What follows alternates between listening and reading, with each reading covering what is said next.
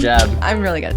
I only I've ever never heard bad things. So something happened in November. Whoa. Yeah. You don't need to feel guilty because you're having a hard day. God's there, people. Sorry for trauma dumping, but here we go. Just because something's happening doesn't mean you need to take it personally. And we just started listing everything that we could think that would be wrong in a relationship. Hey, and welcome to the Carpio Corner. My name's Chris. And I'm Gloria. And today we have two special guests. And they are... Ben. And Rebecca. And they're married. And we're going to ask them 4 different questions. And those questions are... What's your love story? What has been the greatest challenge you've overcome in your first year of marriage? What's the most helpful piece of advice you can offer newly married couples? And how has your relationship with work changed since marriage? And if those questions sound interesting to you, make sure you stick around. Yes. All right, Ben and Rebecca. What have you guys brought to the table? Because as is tradition, we always talk about our drinks first. So go ahead. I brought an elderberry defense tonic that I've never had before. What does it do for you, the defense part? I have no idea. I wanted to bring a mushroom drink. Yeah. That's super weird, but it's pretty good. Interesting. But they didn't have it. Oh, So I just grabbed something else. okay. Sorry. Where'd you guys stop for like your drinks? Weiss, because it's like 5 minutes away. Okay, yeah. Word. No, that's awesome. All right, Rebecca, what did you bring? I brought guava dragon fruit kombucha. Ooh. Because I really like kombucha. I never tried this flavor. Not gonna lie, kombucha always kind of like weirded me out because it's like an organism taking in the water, right? And then There's like pooping a out. SCOBY and It's then like it pooping eats out it. stuff. Yeah. Yeah. But So you're like it's really good for drinking- digestion, so. Because you're drinking the poop of the kombucha. Yeah. So I'm cool Great and start. edgy like that, Great and start. so. You're way more supportive off mic. Calm down, Ben. This is where the defense comes in. Whoa, yeah. Have you taken a sip yet? No. Wait, take a sip. We gotta know how Yeah, we it gotta is. know. What we are just your have thoughts? what we had last time, our espresso and Red Bull. Okay, good. Go for it. Whoa, that was a The chug. crazy sound. It's weird. It's not good. It It's tastes weird. like apple cider tea. Okay. Apple cinnamon. Vinegary, kind of? Kind Or- of. With cinnamon Interesting. aftertaste. All right. Cool. It's weird. Nice. Well, there it is. We're kind of boring. We had the same drinks last week as we did this week. So, Be but consistent. yeah. I mean, it is, and we're wearing the same thing that we wore last week because we recorded 2 episodes in one day. So that's how. But you guys are matching. We are. Yeah. Black t-shirt gang. Yeah, Nice. that's good. Nice. Yeah, we did that 2 weeks ago or last week or something like that. We did? 2 weeks ago. Yeah, we did. We both wore black shirts. It's like a thing. It's like a summer thing, And in the summer you wear black shirts. Yeah. Have you ever heard of that before? No, I just made it up. So that's, Oh. that's Explains probably it. That's probably. I bought that. I was like, yeah, that sounds good. Like, I gotta be- always wear Black black literally shirts. tracks the heat, so it doesn't Yeah, make I sense. know. I know, but it looks so good with like jean shorts, and so that's Yeah. that's the way to do it. Yeah. That's true. Yeah. All right. So let's ask you your first question.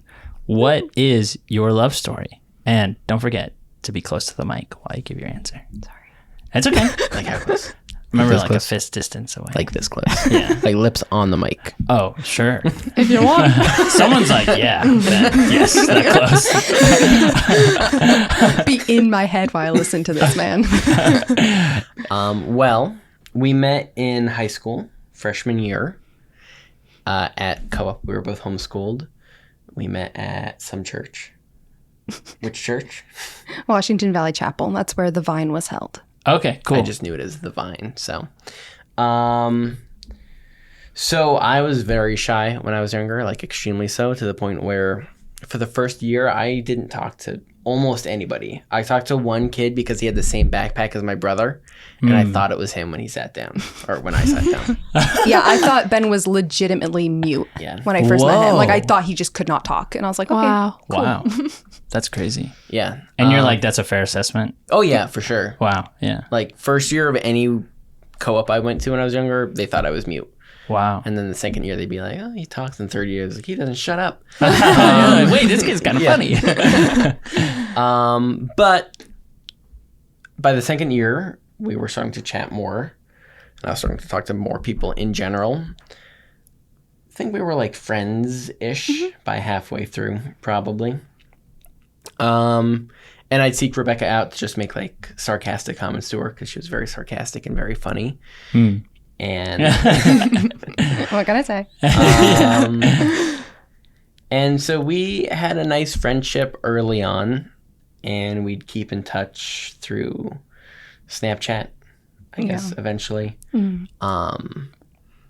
And I remember you said I was one of the few people who check on you because you'd go on like month-long hiatuses where you wouldn't respond to texts or emails or anything. I still do that. Like, I'm really bad at texting and just like responding to people. Like, I'll see it and I'll mentally respond, and then I don't actually pick up the phone and do it. I've totally gotten into that too, and it's terrible. I have like know. 67 unread messages. I'm like, do you need me to go through Right now I these? have Because 7, But what That's I'll pretty do good. is like now you can swipe to make it unread. Yeah. But I doom He scroll does to the that bottom. and then to try I to- know. respond. No, Ben has sometimes made plans for me. Like, because I'll be like, oh, I want to hang out with my friends, and he'll grab my phone and text my friends because I just don't That's like awesome, put like though. That is- thumb Yeah. to phone. Yeah, that's awesome. So. though. Okay, so you were texting. Oh no, she was on hiatus, but you were Snapchatting her still. So yeah, I'd reach out and just make sure she was still alive and things were still okay, Yeah, and they were. Um, that's good. it was good, yeah. But we weren't interested in each other at all romantically, Okay. and we were very similar. So some of our teachers or friends would ask us separately why we weren't dating, Yeah. and it was just kind of like if we wanted to date ourselves, we could, Yeah. We don't need to include somebody else in that arrangement. Yeah. Um, Wait, do you mean you could date yourself, or you mean you could date if you wanted to date, you would have been dating? No, like, since we were so similar, it would have been like we were dating ourselves. Oh, So we okay, could have yeah. just dated just ourselves, Yeah. and it would have been cheaper because we wouldn't Yeah. have to pay for 2 people on dates. Yeah, just bring a mirror everywhere. Yeah, I'd be like, wow, you're so funny. like a parakeet. And good looking. I can't. That's awesome. So that was our friendship during high school. Like, we were good friends. We'd come to each other's parties. We'd, look forward to seeing each other in a friend circle. Yeah. But that was really it. Yeah. And And then we got to, once we started college, we kind of, I don't want to say drifted apart, but we didn't talk as much because we went to 2 different schools. Yeah. And, like, first year of college is always really busy. And, Yeah. but we still would Snapchat each other. streaks, that was a thing back then. Oh, yeah. It was. Keep the It still streaks is. up. I mean, Yeah. Snapchat's still popular. Yeah, we don't have it anymore. But We don't have it Us anymore either. either. We don't but- so I was going to CCM, and actually this is where so Alexandra Meza, who was Yeah. on your podcast before, Oh, yeah. we've known her for like Since high school. since high school. No Like, we've been way. friends. Like, she was at our wedding. Like, What? Yeah. So when we saw that she was on this episode, go watch that episode. By the way, very good. Nice. Way You're to welcome. plug it. Yeah. Good job. I'm really good. So she and I went to the same school. And so we would have lunch together, like on Tuesdays or something. And she was also like Snapchatting Ben at the time because they were also friends. Yeah. And so Ben would see like us hanging out together. And so one day he was like, hey, can I just like come and hang out with you when you have lunch together on campus? And he went to like a school like 45 minutes away. My first year of college was not stressful. I took like 12 credits and I had all the free time. I was double wanted. majoring, so I was very stressful. Whoa. Okay. Yeah. So it's was off totally different vibes. Yeah. There. Yeah. So he's like, I'll just come over. I'm like, okay, fine, whatever you want. And so he comes and all 3 of us are like hanging out. And then Alexandra leaves for class, but my afternoon class was canceled that day. And so we ended up staying and talking for, I don't know, like 2 or 3 extra hours Wow. because I didn't have anything to go to and he apparently had nothing to do. Yeah. Let's praise a bird. So I think that's when we really started to reconnect. Because then shortly after that, Ben texted both Alexandra and I and said, hey, that was a lot of fun. We should like all go to this restaurant that Ben loved, The Committed Pig. Like, yeah. I love the committed Yeah. pig. He does. It was Ben, good. you He love does. that? We should go. They Just used you to and have me. like weekly specials. And like they changed it. They was changed it up a fantastic. little bit. I actually went recently and I was like, is this still the It was a committed very pig? small menu. Yeah, Yeah. Very- I mean, very that limited. it was always a small menu, but like I think they changed. they did. Did they change ownership too? think Because so. because it's Maybe. just like a totally different animal. It's like it's really good. It's not a pig anymore. It's just a Yeah, different it's- animal. Yeah. Maybe just like a chicken. They do a lot of egg things now. Yeah. The Committed Chicken. I remember that differently, though. I remember Oh. Rebecca texting me, yelling at me, because I used to take all my friends there, and I was one of the few people that was able to work, and I had an income, so I'd kind of treat my friends. I just wanted to eat there, so I treat my friends to eating there, so we could go eat there, and I wouldn't just, be sad and eating terrible food by myself. It was good at the time. It was, yeah. Well, terrible for me. Oh, yeah. Because they have the donut with the burger. Yeah. I never had that. It was good. I only ever heard bad things. What? No, Yeah. I loved it. People would be Sweet like- and meat? They're born to be together. Getting Dang. edited out. Can we cut? Okay. Let me start. Anyways. That's staying in there. So yeah, I remember you texting me being like, "It's so rude. This house is this restaurant is 2 blocks away from me, and you've never asked me to eat with you." Okay, yeah. Okay, I remember that. Oh. Yeah. Because it was like, it was literally like, I could walk to it from my house. And so I was like, what the heck? And so he texts, sorry, I'll correct it. Thank you. Redact. He texts Alexandra and I and says, hey, we should go to the Committed Pig. Because Rebecca's been bugging me apparently.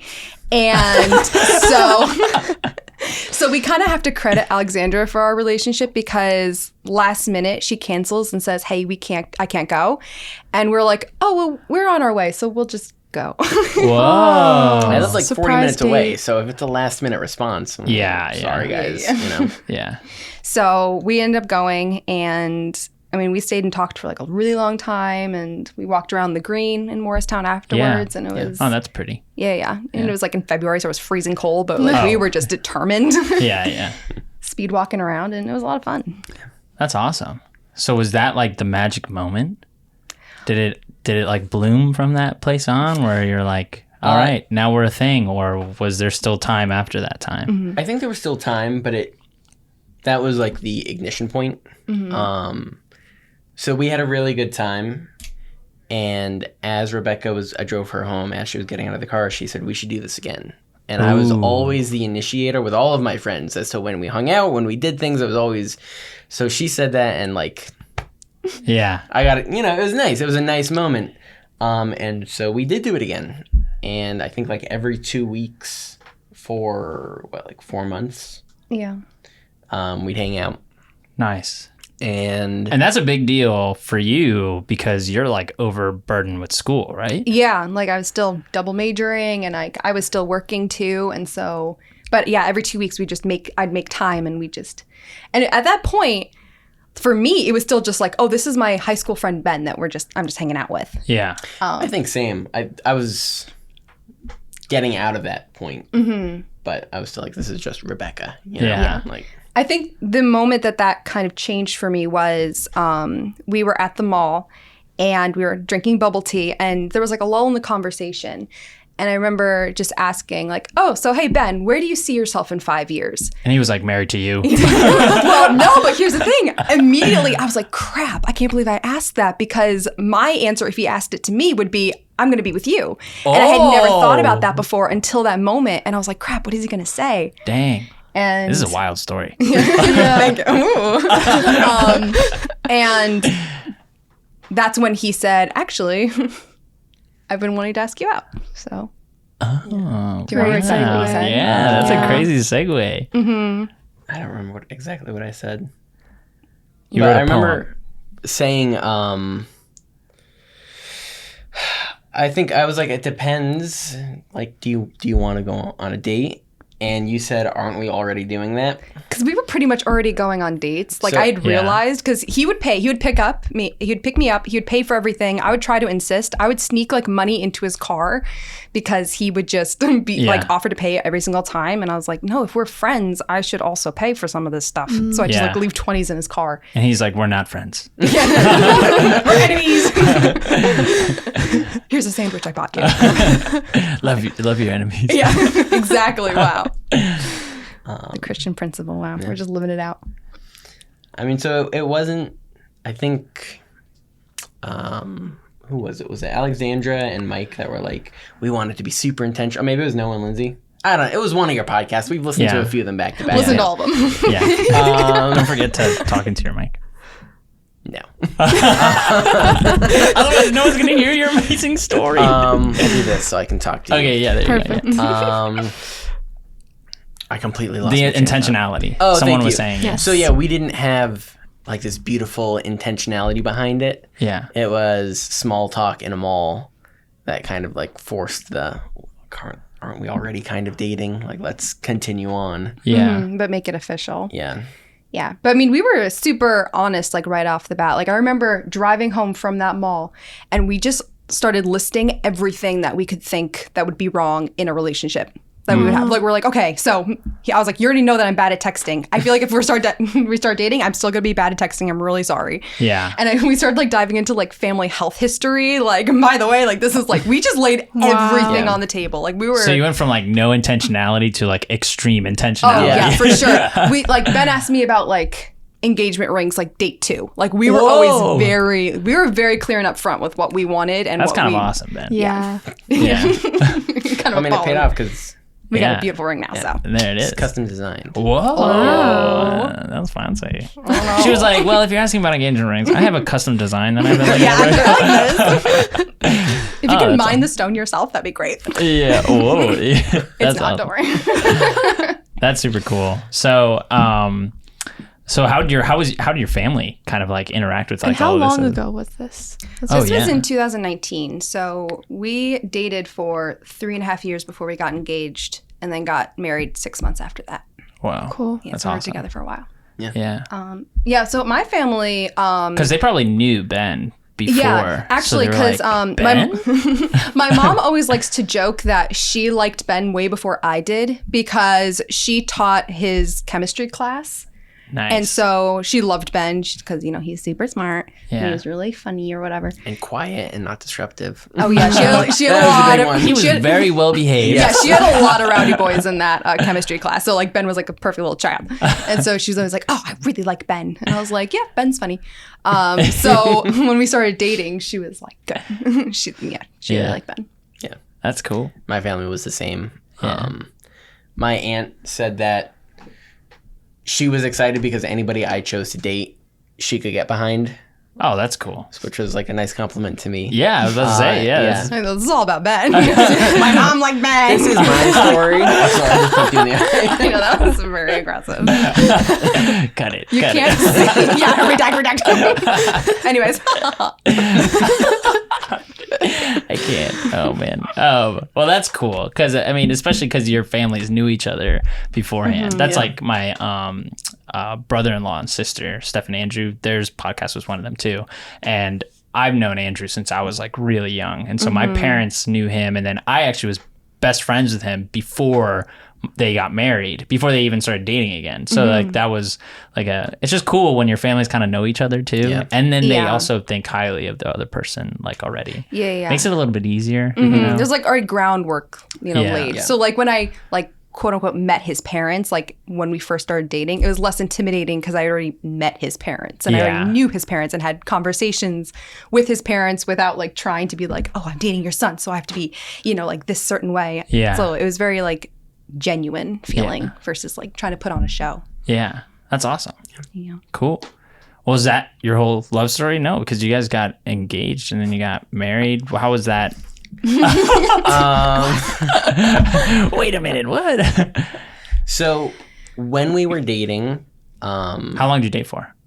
3.5 years. 3.5 years, yeah. Oh, wow. Because a big thing for me was I did not want to be engaged while in school. Yeah. Okay. Especially since we both went to community colleges and then transferred. And so I was doing a double major at community and then like a lot of stuff at the school I transferred to. And I just couldn't get behind the fact of like, oh, I get engaged and then I have a test on Monday. Like, I just Yeah. like that didn't like work Yeah. in my brain. I was like, I want to be graduated and done with all of this Yeah. by the time like I'm ready to take the next step. Yeah. So I think I was kind of the one who pushed it a little bit longer, Yeah. but I was just, Which was good. Yeah, it was 'cause needed. Being in school, my last major I took, my last semester, I took what's it called? I want to say overdose. I don't think it's called an overdose. A credit overload. So I took A credit overdose. Yeah. I don't think that's kind of felt like that. yeah, honestly, yeah, it was probably. It was a full years of credits in one semester. So I didn't have time for living. That's Much wild. less. Yeah, it was. I never even heard that. It was before. really hard. Yeah. But to rewind a little bit before during school, Rebecca went to Stockton University while I was in Rutgers, New York. That's a 2.5 hour drive. So we used to see each other, was it once or twice a week? It was once a week. Once a week. And I was still working weekends. So I would come down after class on Thursday, drive 2.5 hours down so we could spend time together. And then at like 10 o'clock, drive back to get to my midnight to then get to my 8 a.m. class the next day. Dang. Yeah. So that's how we did long distance. Was Whoa. we stopped. We're like, no long distance. Yeah. Yeah. That's And crazy. I left my car with my family because they needed an extra car. So it's always been driving Yeah. down. You're like, ooh, Ben, sorry, I gotta leave my Yeah. car here. You're going to have to come to me. Wow. That's awesome, though, that you were, that committed. And Well, I'd recommend it because when you only have 6 hours to see each other every week, yeah. and if you have a bad date, that's going to linger for a week. Yeah.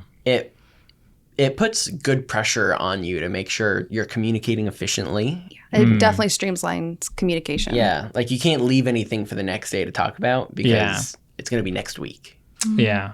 Totally. So I think that really helped both of us really get efficient with communication and knowing what needed to be spoken about, what needed to be, thought about a little bit, what was okay. Hey, it's okay that we didn't end this on a amazing note because Yeah. I'll be here next week. Like, it's, rain or shine. Yeah. Yeah. That's awesome. Cool. Yeah. So then you graduated and you graduated. Yeah. And then how long before you got engaged? Well, we graduated in probably like May and we got engaged in December. I graduated in August because I had a few more I forgot about that. research courses and whatnot. So it was a few months after Yeah. you graduated. And were you just like, he's going to ask me? I already mean, know. at that point we were like talking about it Yeah. more and more.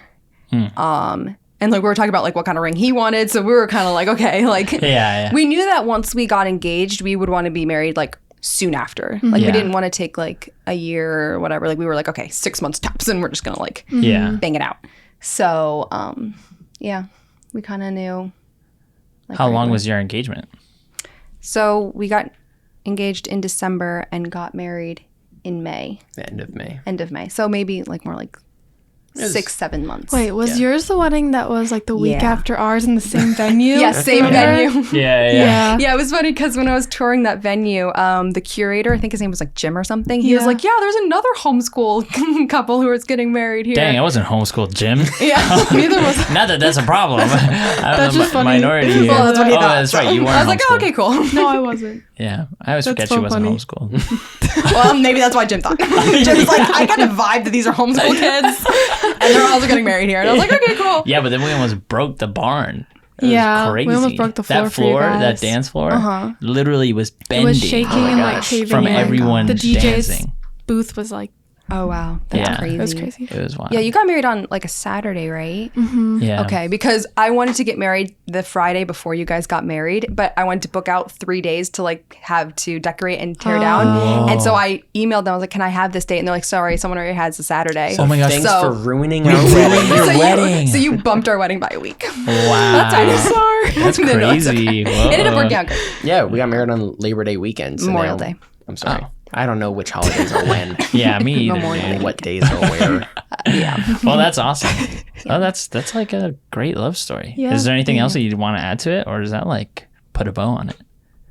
I think so. I think that puts a bow on it. Puts a bow on it. Sweet. Yeah. Well, then let's ask you the very next question. Gloria, go yeah. ahead. All right. Our next question is, what has been the greatest challenge you've overcome in your first year of marriage? So, the thing that I feel like personally was that we had to learn how to deal with external stressors that caused internal tension between us. So like, before when we were dating or whatever, if we got into like, a conflict or a disagreement or something, it was usually between us. It was like one person caused it in the relationship and now we're both working it out. Yeah. And we got good at that. We were proficient. At causing conflict? No, at resolving it. Oh, quickly. yeah. I was like, whoa, wait a minute. At both? We're about to have a conflict right now. No. Yeah, like we had like really good communication. We were very open and upfront. Like, you know, things didn't really last more than like 24 hours. Like we were like really on top of it. Yeah. And then, so something happened in November of last year. So basically, sorry for trauma dumping, but here we go. I would say like 2 days before Thanksgiving, my 12-year-old brother Daniel was diagnosed with cancer. Oh, man. And then 4 days after that, my oldest brother, who has autism, fell out of his bed and he wasn't breathing. And so one of my brothers had to perform CPR on him when the ambulance came. And it was later discovered that he had developed a seizure disorder. Wow. And so that was a terrible time for my family because there was just so many medical things, and literally everyone in the family had something going on, like whether it was like those two having the huge medical issues or like mental, emotional, like for a hot second there, my dad thought he was going to lose his job. Like it was just like a whole like mess. Yeah. And so I was there pretty much every single day helping out.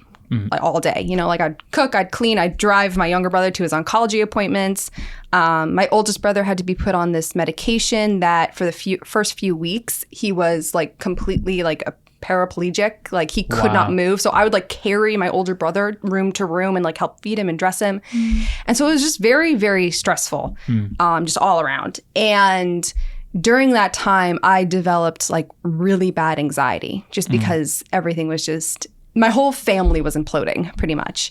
And that affected us pretty hard because we were only married for like 6 months at this point. And, you know, I'd work with my family all day. I'd come home and then all I had the energy to do was just like sit on the couch and just like stare at the wall or like break down or like, you know, I was just not in a good place mentally because of how much I was doing for my family. Yeah. And that was really tough because you know, because between us, like any like little thing that was said, like if Ben was like, oh, dinner was good, I'd be like, what do you mean it was good? It wasn't great. I tried, you know, like it was just like, I would just be so overly emotional and just sensitive to anything and everything because I was just so emotionally drained. And so I think that really helped us to learn how to just completely treat each other with empathy and grace and just so much compassion, especially for Ben. I think Ben did an amazing job through that because I was just a wreck. Well, it was definitely hard. I mean, for both of us. Rebecca was in the midst of it, and I was still at work, so I didn't really like see the family that often or was exposed. I knew what was going on, obviously, and it was terrible. But it was hard too because I'd come home and I know Rebecca was busy and with her family, and I'd get home, and I think that's when the anxiety would hit strongest most often. Yeah, because that was like when I had time to breathe. Because like when I was with my family, I was like, I had to be on, you know, I'd be like, okay, I have to do this. I have to help with that. You know, like I had to be strong for them. I could just like go over there and like fall apart. Yeah. So I could fall apart at home, but that was always when Ben would be there. Right. So at a certain point, it started to feel like my coming home was what was causing the anxiety attacks or just the issues, you know, like that stressor was me. And I think that was a big part of, or a big hurdle to overcome with these external stressors, was to realize they're going to come up in ways you don't expect them to, or at times where you don't expect them to. And it's not an intrinsic, or it's not an interpersonal issue. You know, like it's not me coming home. It's just the entire family's imploding. And this is when Rebecca has time to decompress and to kind of like let it hit her. Yeah. So it might have actually been a good thing, you know, like when I'm home, that's when she felt safe and comfortable enough to process all of the emotions, and it was hard to process. But in the moment, you know, you're not like, this is a good thing, you know? This extreme stress we're in, you know, it's good. So that was a big challenge, I think, for both of us to work through. That's pretty wild, though, that just like the how different you can look at that from a single perspective change of like, oh, she actually feels safe around me, and because of that, she's able to like unload all of this versus, dang, I'm coming home and my wife's like yelling at me and stressed at me, and I feel like, you know, everything I'm saying is triggering her, like I must be doing something wrong, you know. And it's like just totally different, you know, dynamics. So I think it's really cool that you guys were able to go through such a difficult time, and, you know, whether you're done going through it or not, like I don't know, but like now you're at a place where you're able to more appropriately process like those emotions. And I'm sure in some regard it was kind of like, okay, I have all this, how can I communicate this in a better way than just like, you know, decompressing like so much. Yeah, for sure. Like, I mean, we spent, so I will say that everyone's good now. Like my oldest brother's, his medication's regulating, so now he's good. He's like, you know, he's functioning normally. My youngest brother had surgery, and so even though he's not like medically considered cancer free, like he's like we consider him cancer free as of this point. We'll see, because Daniel's fun. Well, praise God. Yeah.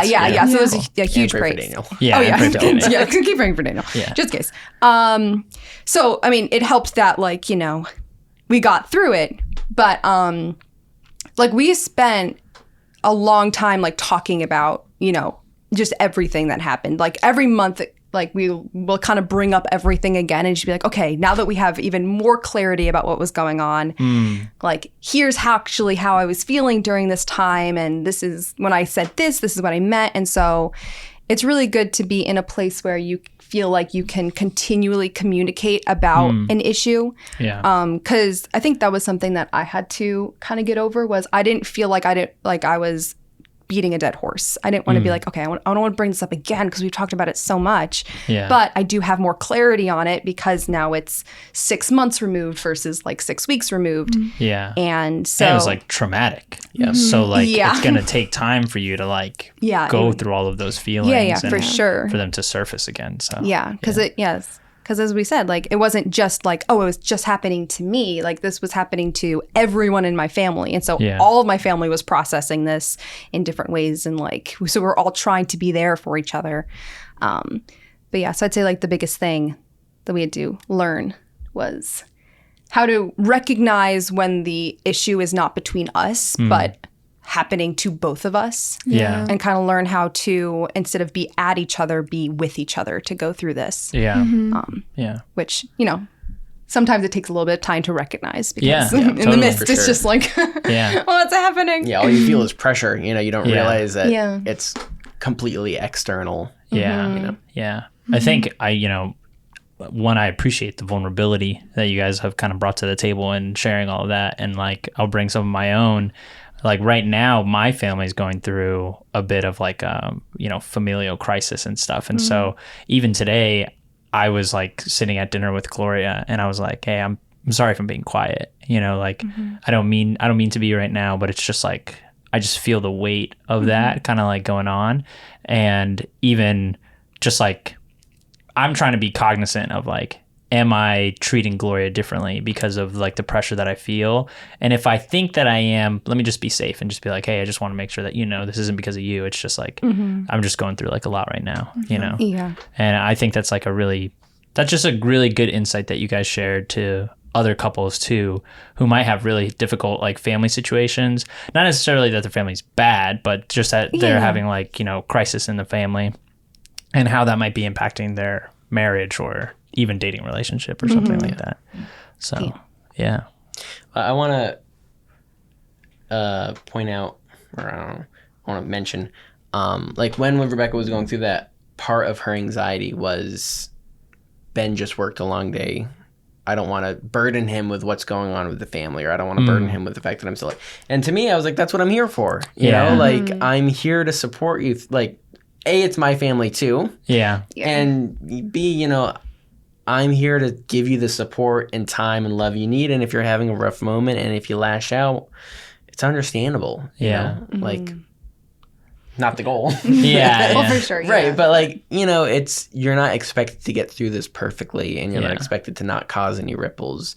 It's expected, I'm here for you. I'm going to love you throughout it. You don't need to worry about my emotions when you're processing, you know? Like if we can have a minute later where we like are just together and we can enjoy the togetherness in that moment, that's great. Yeah. But Like, you don't need to feel guilty because you're having a hard day. Yeah. That's why I'm here. Yeah. Right. And I think it's when I started to kind of let go of control a little bit, because like when I was helping my family, I was like, okay, I need to be their savior almost. And when I came back home and I'm like, okay, I need to decompress, but also I need to be the perfect wife for Ben. And it was when I was like, okay, no, like God can kind of take some of this, and like maybe I do need to process a little bit. And that's when I actually started being able to get through it. So Yeah. God's there, people. Yeah, 100%. Yeah, that's really cool. And also, I think something for a lot of guys to aspire to is just that understanding of like, just because something's happening doesn't mean you need to take it personally, you know? And like, you can have that role of like, hey, I'm going to support, even if I'm in the midst of a wildfire, like I'm going to support through this. And then, you know, later on, if there's something that I felt like I needed to communicate, I'll communicate it later, but I don't need to communicate it in a moment where like my wife is going through a really hard time. You know, it's like better for me to be there as her supporter than it is for me to like input my emotions and be like, well, yeah, worry about this right now too, you know? And then it's just like, yeah, like that kind of thing. But that's awesome, guys. Was there anything else that you wanted to add to that? Is that also, would you agree to that? That was the hardest. Yeah. Yeah. Cancer and seizures? Yeah, like, yeah. it's hard to be. Yeah. Yeah. Sorry, next podcasters. But Dang. All right, Glo, you want to hit him with the next question? Yes, I'm the question asker. You're doing such a good job. Thank you. Our next question we have for you guys is, what's the most helpful piece of advice you can offer newly married couples? And we said it doesn't have to be original. It can be something someone told you or your own kind of advice. Okay. Well, kind of piggybacking off of what we just talked about. Yeah. Yeah, there was a lot of good advice and even just the Yeah, last. totally. So if you don't want to reiterate something, feel free. Yeah, definitely. It's bad advice. Don't do it. It's not good. Um, Don't do cancer, kids. Stay in school. that is good advice. That's good advice. I think good communication isn't always about just conveying what you're feeling and how you're feeling, but it's sometimes opening the door up for the other person to have the moment to convey how they feel or what they're going through without judgment. And sometimes it's like coercing them, you know? You don't want to apply pressure, but you want to be like, hey, it's clear you're feeling not yourself. Yeah. You don't need to answer it right now. We can go for a walk. We can go for a drive. We can just sit and not say anything. We can watch TV. We can do other things, but I think it's important to recognize that you can bring this up when you're ready. You know, like, we're not going to talk about it right now. We don't need to, but the opening is there. Yeah. And I think for us, a lot of the time on our worst days, that's what we needed to hear. It's just, you can talk about it when you're ready to. Yeah. And if you think you're hiding it, you're not. Like, we will address it at some point. Yeah. Just when you're ready. Yeah. Yeah. For sure.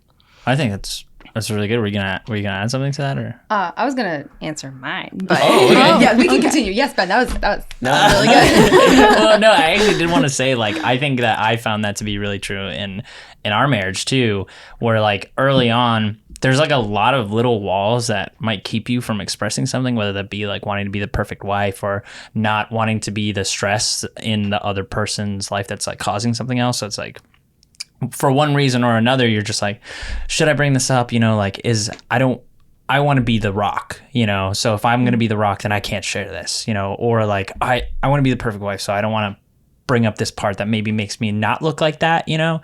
And just the continual reminder to have permission, like, you have permission to talk. It's like, maybe in your family you didn't, or maybe you did, or you just need that open door. I think it's just like really huge to, you know, like, I think a lot of people, Ben, for real, Ben, yeah. No, Yeah. Ben, Well, we can Ben's get to a my issues superstar. later, but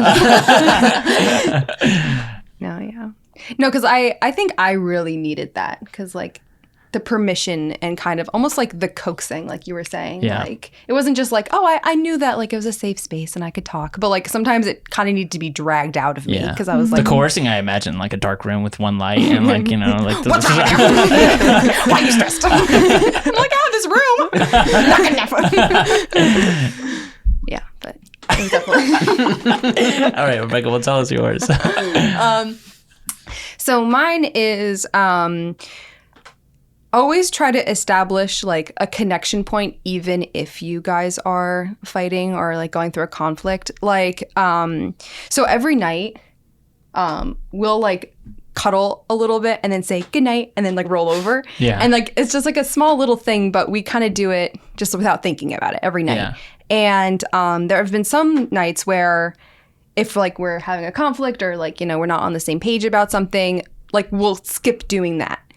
And that feels almost worse than the actual thing that we were like disagreeing about, because it kind of felt like we were pulling away. Yeah. So like we've gotten a habit now of, even if we don't like feel like it, we'll always be like, okay, you know, like I know we're going through something right now, but come here. Yeah. Like, you know, if we're talking about something really difficult, we'll like either be like sitting on the couch holding hands, or just like we'll have some kind of like physical connection through it, just to kind of reiterate like, hey, listen, I love you. I'm here for you. I know we're going through something, but we're still in this together. And, you know, I know that every couple is like physical like that. So like, you know, if your thing is you always fill up your partner's water bottle every day, like if you're fighting, still fill up that water bottle. Like sometimes it feels like the most hardest thing to do, because you're like, oh my gosh, I'm mad at this person, I don't want to fill up their water bottle. Yeah. But it really helps like bring the conflict to a resolution quicker if there's not all of these other things that are also going on. So Yeah. if you still treat that person with love, it'll help get over things quicker. I think that's really cool. Even the water bottle thing, I actually think like I'm thinking about that. Like when you break the rhythm that you're in, that can create all kinds of insecurity. Yeah. You know, because it's like, oh, he didn't fill up my water bottle today. Wonder what he's trying to say. Are we okay? You know, like it's Yeah. a small thing. But like if it's every day that you guys have like that rhythm, then maybe something is like off, you know, and it can stick with a person like the whole day. And Yeah. then like you were saying, like really aggravate that one part where it's just like, well, you didn't even, why didn't you fill up my water? You know, like Yeah, because it could be a small thing, you know, like sometimes like, you know, like if you're tired, you just want to go to bed. But like the moments where we didn't have that connection, like I remember that way more than I remember what we were actually disagreeing I about. remember that. Not with you guys, but You're like, they didn't cuddle tonight. I can sense it. There's something going wrong. Let me text Ben. with Gloria and I, because we've been in the same scenario where like we've gotten into like a kerfuffle before going to sleep, and like it's Why is that the word that popped in my head too? because I've been saying it recently for some reason. I love that. Me too. I like kerfuffle. And By Jove. and it's literally like we won't like cuddle or something like that, you know, and I remember what I'm remembering is the emotional distance Yeah. that I felt when we chose not to do that, you know, and like the silent heartbreak that's kind of happening in the background, you know, like right next to each other. And it's like both of us feeling it, but none of us, Exactly. neither of us are doing something about it. Exactly. Yeah, you know, so it's like, dang, that one for me is a take home. So Yeah, definitely. Score. Job. yeah. Ben, yours was a take home too, but like, you know, That's okay. that one hit me in the You can feels. take yours home. Yeah, those are great pieces of advice. Do you have anything that you wanted to say, Chloe? I did, but I don't remember. That's okay. You want to ask the last question? Sure. Okay. It's my specialty. How has your relationship with work changed since marriage? We haven't really talked about work with a couple yet, so we want to know for you guys. Okay. So I am not actually working right now. And so that is something that I kind of had to grapple with for a bit, because I always thought that I was like, okay, like my importance is what my career is. So like when I was in school, I was like, oh, I'm a double major and I work and I bubble, you know, all this. 4.0. Oh yeah, my 4.0. So like a lot of my self-worth and stuff was attached to that. And so when we got married and I couldn't really find a job in my field here, it like, you know, I wrestled with that a lot, being like, oh, so I don't have a purpose right now. Like I'm just kind of like drifting and a freeloader and just kind of like, and so being married has recontextualized what work means. So like I'm not getting a paycheck, but I'm still putting in like actual like work, whether it be like just homemaking or whether it was like taking care of my family for like Yeah. months on end. Yeah. So I think it helped to almost like redefine what it meant to me. Like just because I'm not earning money does not mean I'm not working. And that also kind of helped me to then find purpose in my spiritual walk. Like that's where my purpose is. It's not what I put as my occupation. yeah. Yeah. Yeah. That's mine. That's all I have to say. Well, I think that's really cool. And also, like, yeah, definitely sounds like a big, like, mental jump because you're working crazy hard in school. Like, like that's wild to have that expectation of what things are going to be. And then it doesn't end up being that, but then being able to kind of receive like where you are in this season of your life, however long that might be. And maybe that's for the rest of your life. And that's totally awesome. Like, that's really cool. And I think a cool hidden opportunity for you to be able to be there for your family, you know, Yeah, for sure. not even knowing that maybe that was what you needed. Yeah, for sure. Because like this society definitely has puts a lot of emphasis and pressure on what you do. Like when you meet someone, you're like, oh, hi, what's your name? What do you do? And so for a while, I like hated that because I didn't want to be like, I don't do anything. And then I was talking to one of the women at our church, and she was like, you're like, she started just like listing all the things that I do. Yeah. And she's like, let's spin it in a way that makes it sound like really important. She's like, so you're like a medical health like supporter and blah, blah, blah. And I was like, oh yeah, like if you recontextualize it, I am doing all these things, but it's just not an official role. Yeah. But- yeah. But still really important. That's Yeah. awesome. Cool. How about you, Ben? Can you say the question again? Can you say yes. the question again? Go for it, Glow. It was, how has your relationship with work changed since marriage? Nice. Thanks. So it's been hard because I got my job January, we got married in May, and I got promoted in June of that year. And so I went from kind of leaving every day on time to staying until I'm supposed to leave at 3:30. I'd start leaving at 4:35. I think I left at 6 a few days. So for me, it was always like, I say always, I am still working till like 6:30 sometimes. Yeah. You still work like 12-hour days. I was getting better for a while, and then they gave me a different team, and it's been a lot of work.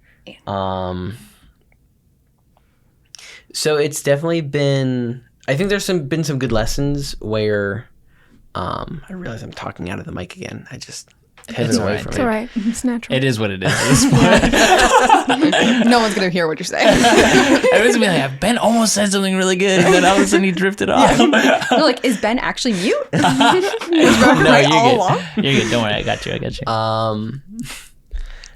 I think one way work affected me positively was it kind of said or taught that, like, no matter what the mood I'm in or how tired I am or how good I feel, I need to give it 100% all the time, every minute.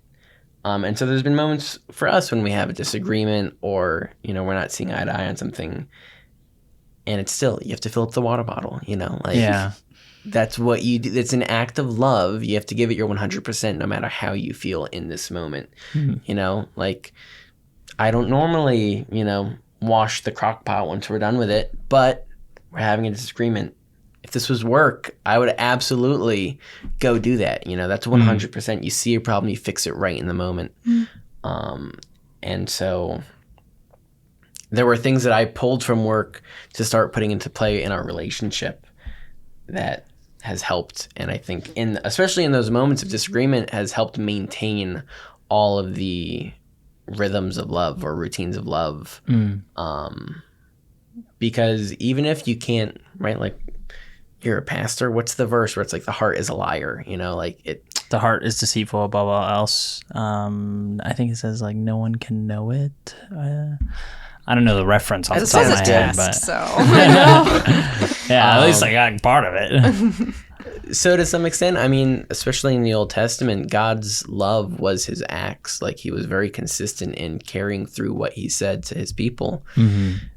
When your heart wants to turn aside and wants to be like, no, we're having a disagreement, I can be petty now, like we're Yeah. good at that. Yeah. It's no, this is an act of love. Even if we can't, put the emotion behind it, if we do the work, the emotion will follow. Yeah. And that's always been the case is if you maintain those routines of love, the emotion fixes itself, it rebuilds that bridge very quickly. Yeah.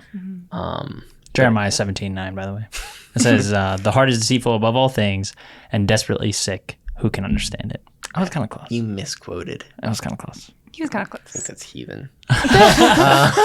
I completely butchered it, but you're a pastor, so. Sorry. I'm kidding.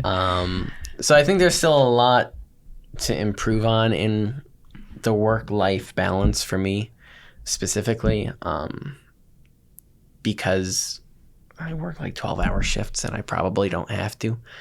But at least that's been one positive that work has, relayed for us. Yeah. I think. That is really cool. Yeah. That is another good perspective. Ben's got a lot of good perspectives. I don't know if you noticed this, but a good perspective shift Puts on like nothing into action. His ideas are solid. he's Solid like, thinker. everybody do as I say, not as I do. Yeah. Thank you so much. No, I think that's really cool. And even like that whole aspect of like, well, if this was work, I would do it. Like, it's like, dang, I wonder how many things I would have done if I had thought about it that same way, because the love that Gloria like has for me is worth way more than whatever paycheck I get, Yeah, absolutely. So yeah, that's pretty crazy. What do you have your floaties on? What? We're in the deep end. You got it. He obviously doesn't listen to the end of these podcasts. You're fake, Ben. Yeah. I'm just kidding. No, we're just No, dang. Yeah, so we're in the deep end of the pool here. And I was thinking about like, what did we talk about in the deep end of the pool? We always get to the deep end of the pool and we never know what we're gonna say until we're not like here. never, but I mean, sometimes. it's like 90% of the time. Okay, like, recently. Recently we haven't known. dang, I wish that we had seen like are there any movies coming out that you guys want to see? Because there's a double feature of like The Century coming out right now, and I don't know if you're interested in either of them. Are you guys Personal opinion. Are you guys moviegoers? No. No. No, not really. I mean, When was the last time you went to the movies? pre-COVID. Whoa. Yeah. That's crazy. Yeah. I think maybe like one during COVID. What was the Early last movie stages you of COVID. watched?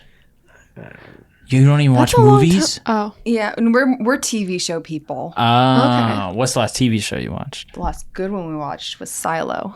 Silo. Oh, that was amazing. I never even heard of on it. Apple me either. TV. It sounds cool. Apple Yeah, TV. it's- You guys are bougie. The last movie I watched was The Incredibles. Nice. Like the first time you He watched just it? saw it. He was like, "Ooh, what is this?" I wish they'd make a sequel. Wow. What was Silo about? Ooh. Well, without spoilers. Like, give me like a trailer. It's a dystopian. Okay, I love dystopian. It's amazing. Better than And Severance. trailer. Severance was also amazing. Better than Severance, though.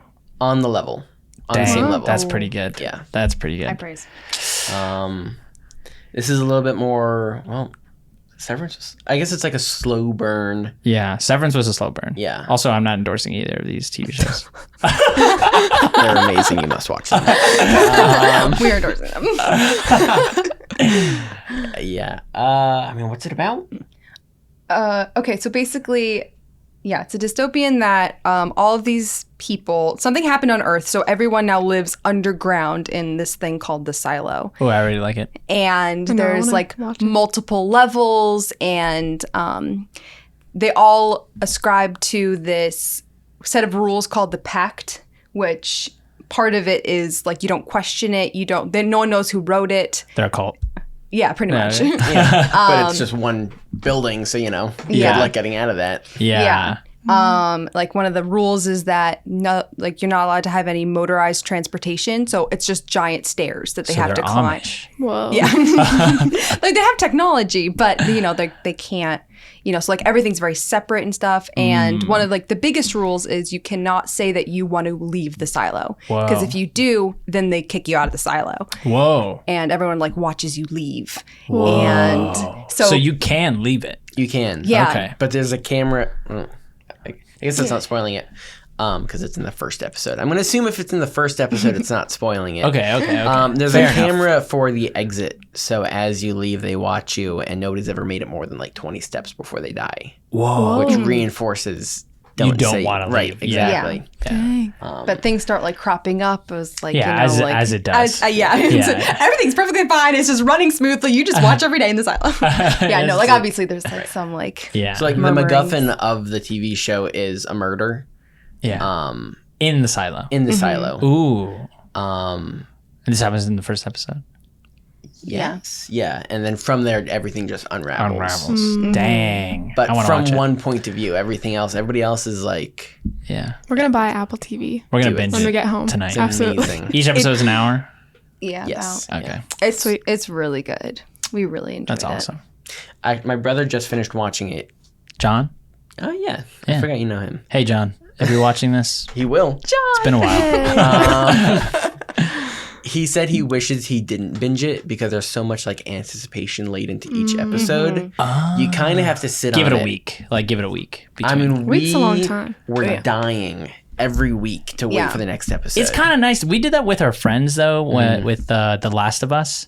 So like, like each week that came out, we like came together after the 6 p.m. service at Grace, and we went to our friend Matt, who lives right next to you guys. He lives really close, and we went to his house. Matt. We're just saying hello to everyone.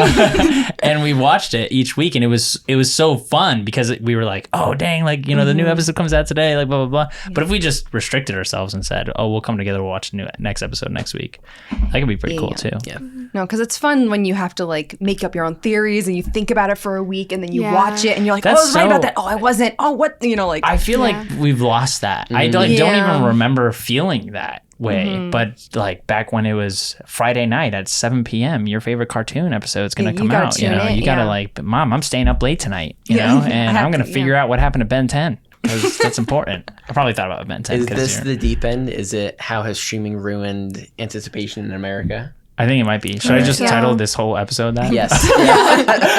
People are gonna be like, wait a minute, They're that gonna wait is until the not what. very end instructions to hear that. concerning instant gratification Yeah. and streaming services. Nice. Dun dun dun. Well, Yeah. thanks guys. Thanks for being on. Thank you. Thanks for appreciate having you. us. And everybody's listening.